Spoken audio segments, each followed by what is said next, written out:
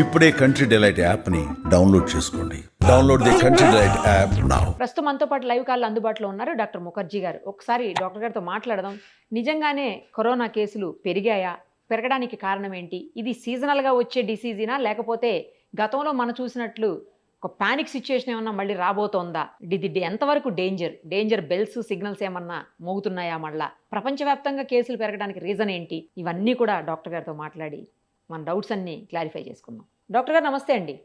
నమస్తే డాక్టర్ గారు చెప్పండి, అంటే కేసెస్ ఇప్పుడు పెరిగాయి అనేది అయితే పక్కా కరెక్ట్ అండి. అది మీడియా సృష్టి అని కొంతమంది అంటున్నారులే, కానీ మీడియా సృష్టి ఏమి కాదు, నిజంగానే కేసెస్ రైజ్ అయ్యాయి. బట్ ఏంటంటే లాస్ట్ ఇయర్తో కంపేర్ చేసినప్పుడు ఇయర్ ఎందుకు పెరిగాయి అనేది ఒక పాయింట్. నెక్స్ట్ ఇదేమన్నా సీజనల్ డిసీజా? డిసెంబర్ నుంచి జూన్ మధ్యలో ఈ కేసులు పెరుగుతాయి, ఈ వైరస్ ఈ టైంలో ఎక్కువ వస్తుందని అంటున్నారు. అది ఎంతవరకు నిజము? కేసెస్ పెరిగి డేంజరస్ సిచ్యువేషన్లోకి ఏమన్నా వెళ్తామా, లేకపోతే ఇంతటితో తగ్గే అవకాశాలు ఉన్నాయా? డాక్టర్ గారు మొత్తం ఎక్స్ప్లెయిన్ చేయరా ప్లీజ్. అంటే కేసెస్ పెరిగిన మాట వాస్తవమే, పెరుగుతున్న మాట వాస్తవమే. ఎందుకు పెరుగుతున్నాయి అని అంటే JN1 లో సబ్ వేరియంట్స్ వస్తున్నాయి. వేరియంట్ మనం చూసుకున్నట్టయితే ఆల్ఫా చూసాము, డెల్టా చూసాము, ఆ తర్వాత ఒమిక్రాన్ చూసాము. ఒమిక్రాన్ లో మనకి అనేక సబ్ వేరియంట్స్ వస్తున్నాయి. ఆ సబ్ వేరియంట్స్ లో JN1 అనేది ఒక ప్రధానమైన సబ్ వేరియంట్. ఇది సుమారుగా డిసెంబర్ 2023లో బయటకు వచ్చింది.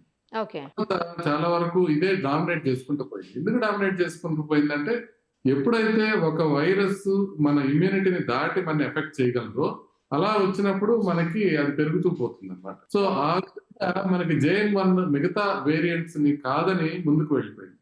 అయితే అప్పటి నుంచి ఉన్న వైరస్ ఇప్పుడు ఈ సంవత్సరం దాని మీద ఇంట్రెస్ట్ ఎందుకు పెరిగిందంటే, సింగపూర్ లోను, హాంకాంగ్ లోను కేసెస్ పెరిగినాయని వాళ్ళు చెప్పటం, చైనాలోను, తైవాన్ లో కూడా కేసెస్ పెరిగినాయని చెప్పడంతో పాటు హాంకాంగ్ లో వాళ్ళు ఏం చెప్పారంటే ఒక 31 మంది సీరియస్ గా ఉన్నారు, లేకపోతే మరణించారు అని చెప్పారు. అంటే వాళ్ళలో మరణించిన వాళ్ళు తక్కువే, కానీ మరణించిన వాళ్ళు ప్లస్ సీరియస్ గా ఉన్న వాళ్ళు కలిపి ఎక్కువగా ఉండటాన్ని ప్రపంచవ్యాప్తంగా కొంత భయభ్రాంతికి గురి చేసింది. అలా మళ్ళీ ఉన్న మరణాలు పెరుగుతున్నాయా అన్న భయం ఒకటి మొదలైంది. తర్వాత ఏమైందంటే, ఇండియాలో టెస్ట్ చేయడం మొదలు పెట్టినప్పుడు మొదటగా ఎవరికి టెస్ట్ చేస్తారంటే హాస్పిటల్లో అడ్మిట్ అయిన వాళ్ళకి టెస్ట్ చేస్తారు. అడ్మిట్ అయ్యి ఆల్రెడీ సీరియస్ గా ఉన్న వాళ్ళకి టెస్ట్ చేస్తారు. సో అలా చేయడం వల్ల ఆ సీరియస్ గా ఉన్న వాళ్ళలో కొంతమందికి పాజిటివ్ రావడం, ఆ పాజిటివ్ ఉన్న వాళ్ళలో ఆల్రెడీ సీరియస్ గా ఉన్నారు కాబట్టి కొంతవరకు మరణాలు ఒక 2-3 కనపడటం జరిగింది. సో ఇది మనం బయట జనరల్ పబ్లిక్ కి చేస్తుంటే అంత డేంజరస్ కనపడేది కాదు. ఎందుకంటే ఎక్కువ మందికి పాజిటివ్ వచ్చినా కూడా చాలా తక్కువ మంది అడ్మిట్ అవ్వడం అనేది మనం చూసేవాళ్ళం. కానీ ఇప్పుడు అట్లా చేయట్లేదు కదా.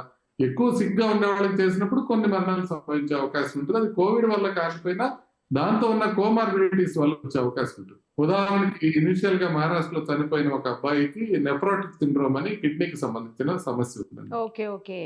అతను బాగా సివియర్ గా ఉన్నప్పుడు మనకు ఒకసారి కోవిడ్ ఇన్ఫెక్షన్ టెస్ట్ చేసి చూస్తే అది పాజిటివ్ వచ్చింది. అంతేగాని అతనికి కోవిడ్ వల్ల సివియారిటీ రాలా.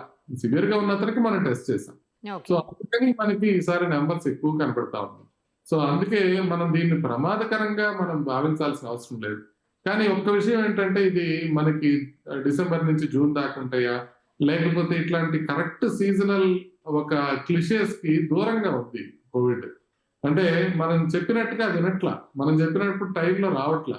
మనం ఏమనుకునే వాళ్ళం, యూజువల్ గా కొద్దిగా వింటర్ లో వస్తుంది, రైనీ సీజన్ లో వస్తుంది అని. ఇప్పుడు అట్లా లేదు. ఇది సమ్మర్ లో వస్తుంది, ఇష్టం వచ్చినట్టు వస్తుంది, ఎప్పుడైనా పెరుగుతుంది. కాబట్టి ఒక పర్టికులర్ సీజన్ అంటూ కోవిడ్ కి లేదు, ఎప్పుడైనా వచ్చినా కూడా. ఇప్పుడు మనకి ఎట్లా ఫ్లూ వచ్చినప్పుడు కొన్ని కేసెస్ పెరిగినప్పుడు కొంత అడ్మిషన్స్ అవసరం పడుతుందో, అదే విధంగా అడ్మిషన్స్ అవసరం పడుతుంది, కానీ ఎక్కువ అయ్యే అవకాశం లేదు. ఇంకోటి మీరు అడిగింది క్లియర్ గా, ఇప్పటి నుంచి మనకి ఎక్కువ అయ్యే అవకాశం ఉందా లేదా, ఎక్కువ అయ్యే అవకాశం ఉందా లేదా అని మనం ఎక్కడ చూడాలి? సింగపూర్ లో, హాంకాంగ్ లో, చైనాలో చూడాలి. ఎందుకంటే వాళ్ళకి మనకన్నా ముందు కేసెస్ పెరిగినాయి కాబట్టి. అయితే సింగపూర్ లో, హాంకాంగ్ లో ఆల్మోస్ట్ మే 12వ తారీఖు వాళ్ళు చెప్పారు కేసెస్ ఎక్కువగా ఉన్నాయి అనేది. తర్వాత ఏమైందనేది ఎవరు చెప్పట్లా, ఏ న్యూస్ మీడియాలో రావట్లా. సింగపూర్ లో, హాంకాంగ్ లో ఇప్పుడు మరణాలు ఎక్కువైనాయా లేదా అని. నేనేం చేశానంటే Singapore news papers, Hong Kong news papers మొత్తం చదివాను. మొత్తం అయితే ఎక్కడ ఫ్రంట్ పేజ్ లో కోవిడ్ అనే న్యూసే లేదు. తర్వాత ఒక 2-3 రోజుల క్రితం వాళ్ళు సింగపూర్ లో వాళ్ళు చెప్పింది ఏంటంటే, ఇప్పుడు దాకా మనకు వస్తున్న దీంతో ఇప్పటికి పీక్ రీచ్ అయిపోయినట్టుగా కనిపిస్తుంది, తగ్గిపోతున్నాయి కేసెస్ అనేది చెప్పడం జరిగింది. అంటే ఒక వారంలో 14,000 పాజిటివ్ వచ్చినాయి సింగపూర్ లో. హాంకాంగ్ లో చూసుకుంటే టెస్ట్ పాజిటివిటీ పర్సెంటేజ్ 11 నుంచి 13% వరకు వచ్చింది. అక్కడి నుంచి కొంత మేరకు తగ్గటం బిగినైనాయి అనేది తెలుస్తా ఉంది. అదేవిధంగా చైనీస్ వార్తా సంస్థ కూడా నిన్న కాదు ఇవాళ డిక్లేర్ చేశారు. వాళ్ళు కూడా ఆల్రెడీ వచ్చిన కేసెస్ పీక్ రీచ్ అయిపోయినట్టు మాకు అనిపిస్తోంది, తగ్గటం బిగినైనట్టు మాకు అనిపిస్తోంది. కాబట్టి కొంత కేసు లోడ్ పెరిగినా, కొంత నెంబర్లు పెరిగినా కూడా అది మనం టెస్టులు పెంచడం వల్ల అవుతుంది కానీ మనం ఏదో ఒక రకంగా మళ్ళీ పాండమిక్ అవుతుందని కానీ లేకపోతే ఎక్కువగా వ్యాప్తి చెందుతుందని కానీ మనం భావించాల్సిన పని లేదు.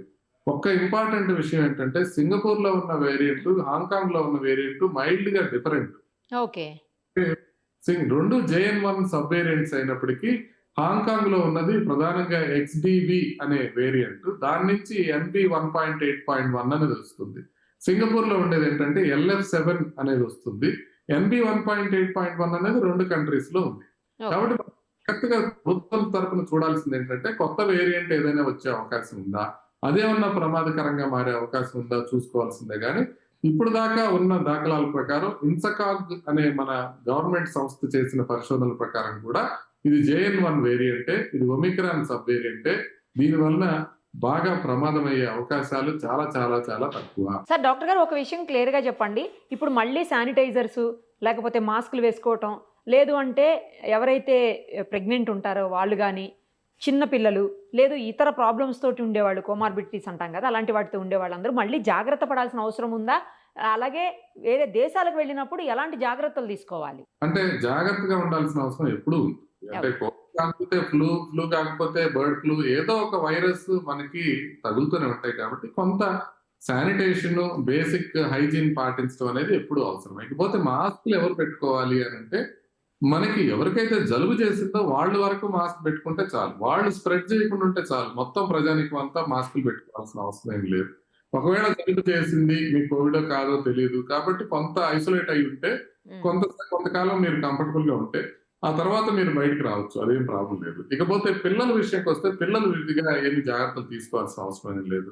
ప్రెగ్నెంట్ లేడీస్ కానివ్వండి, లేకపోతే బాగా ఏజ్డ్ గా ఉండి మల్టిపుల్ కోమార్బిడిటీస్ ఉన్నవాళ్ళు, అంటే బీపీ, షుగర్, కొలెస్ట్రాల్ కాకుండా గుండె జబ్బులు, కిడ్నీ జబ్బులు, క్యాన్సర్లు, HIV ఇలాంటివి ఉన్నవాళ్ళు మాత్రం కొంత కేర్ఫుల్ గా ఉండాల్సిన అవసరం ఉంది. ఎందుకంటే మనకి ఇంకా ఇవాల్వింగ్ సిచ్యుయేషన్ ఉంది కాబట్టి, ఇంకా కంప్లీట్ గా దీనికి మనకు దాఖలాలు తెలియదు కాబట్టి ఏ రకంగా మూవ్ అవుతుందో కొంచెం జాగ్రత్తలు తీసుకుంటే తప్పేం లేదు. అంటే ముందు వరుసలో ఎప్పుడు కూడా సీరియస్ రిస్క్ ఉన్న వాళ్ళు ఉండకూడదు అని నేను అనేది. మామూలుగా యూత్ అందరూ మామూలుగానే ఎదురికి తెచ్చుకుంటూ ఉంటారు దాన్ని ముందుగా బయట తిరిగి. బట్ బాగా ఏజ్ ఎక్కువ ఉండి మల్టిపుల్ కోమార్బిడిటీస్ ఉన్నవాళ్ళు, ఇప్పుడు మనం గమనిస్తాం, కొంచెం కిడ్నీ ప్రాబ్లం ఉండి, హార్ట్ ఫెయిల్యూర్ ఉండి, ఎంత ఉన్నవాళ్ళు, చాలా జాగ్రత్తగా ఉన్నవాళ్ళు చిన్న జలుబు చేసినా కూడా వాళ్ళకి ప్రమాదం అవుతుంది. ప్రాబ్లం అవుతుంది. ఈ కోవిడ్ కూడా చిన్న ప్రాబ్లం వచ్చినా కూడా అది పెద్దదిగా పరిణమించకుండా ఉండటానికి వీళ్ళు కొంత కోమార్బిడిటీస్ ఉన్నవాళ్ళు కొన్ని రోజులు జాగ్రత్తగా ఉంటే సరిపోతుంది. మోస్ట్ ప్రాబ్లీ నెక్స్ట్ 10 days లో ఇది కంప్లీట్ క్లారిటీ వచ్చేస్తుంది. మోస్ట్ 90% ఇదేమీ ప్రమాదం కాదు అనేది, ఇక దీన్ని మళ్ళీ ఫర్దర్ గా చెక్ చేసుకోవాల్సిన అవసరం లేదనేది మనకి తెలిసే అవకాశం. వేరే కంట్రీస్ వెళ్ళేటప్పుడు అంటే టూరిస్టులు ముఖ్యంగా వాళ్ళు కొంచెం జాగ్రత్తగా, హాంకాంగ్ వెళ్లే వాళ్ళు మాత్రం కొంచెం అక్కడ వాళ్ళు మాస్క్ ని కొంత మ్యాండేట్ చేసినట్టుగా కనబడుతుంది. సార్ హాంకాంగ్, సింగపూర్, ఇంకా తైవాన్, చైనాలో ఇంకా అంత ఆంక్షలు లేవు. కానీ హాంకాంగ్, సింగపూర్ మాత్రం కొద్దిగా ఆంక్షలు పెట్టారు. వాళ్ళు మాస్క్ పెట్టుకోవాలన్న ఆంక్ష మాత్రం పెట్టడం జరిగింది. అందుకని కొంత మాస్క్ ధరించి వెళ్తే సరిపోతుంది. పాతకాలంలో సర్టిఫికెట్ ఏమైనా ఉంటే కోవిడ్ సర్టిఫికెట్ తీసుకెళ్తే సరిపోతుంది. వాళ్ళు ఏమి ఇన్సిస్ట్ చేయట్లా, ఎయిర్పోర్ట్స్ లో కూడా ఏమి ఇన్సిస్ట్ చేయట్లా. ఓకే. మొన్న ఈ మధ్యకాలం విన్నాం సార్, ఒక మన క్రికెటర్ కూడా ఒకళ్ళకి ఇదే సేమ్ ప్రాబ్లం తోటి, కోవిడ్ ప్రాబ్లం తోటే బ్యాక్ వెళ్ళారు వాళ్ళ కంట్రీకి, మళ్ళీ తిరిగి వచ్చారని అంటున్నారు. ఇక్కడికి వచ్చి కూడా హాస్పిటలైజ్డ్ అయ్యారని చెప్పేసి విన్నాము. మన IPL ఆడుతున్నటువంటి ఒక ప్లేయర్ కూడా. ట్రావిస్ హెడ్ గారు వెనక్కి వచ్చి ఒక హాఫ్ సెంచరీ బాదారు, సేఫ్ గా ఉన్నారు, ఏం ప్రాబ్లం లేదు. అదేవిధంగా శిల్పా శిరోద్కర్ గారికి కూడా వచ్చిందని విన్నాం వార్తలు. బట్ ఏం ప్రమాదం కావడం, అది నేను నార్మల్ గా ఉండి కొద్దిగా ఇన్ఫెక్ట్ అయిన వాళ్ళకి ఏమి డేంజర్ అవ్వట్లేదు. సో ఏం భయపడాల్సిన అవసరం ఏం కనపట్లేదు. కాబట్టి పానిక్ అయిపోయి ఏదో జరిగిపోతుందనే టెన్షన్ అయితే అవసరం లేదు. అలాగే ప్రాణాల మీదకి వచ్చే పరిస్థితులు కూడా లేవు కదా సార్, ఆక్సిజన్ అవసరం పడేటువంటి సిచ్యుయేషన్స్ అయితే లేవు కదా, సాచురేషన్స్ పడిపోయి అవసరం 99% ఉండదు. అసలు ఏం భయపడాల్సిన అవసరం లేదు. రిలాక్స్ గా ఉండండి. కొన్ని రోజుల్లో నెక్స్ట్ 10 days లోనే ఈ హైప్ అంతా తగ్గిపోతుంది, ఏం ప్రమాదం ఉండదు అనే విషయం మనకి క్లియర్ గా తెలిసే అవకాశం ఉంది.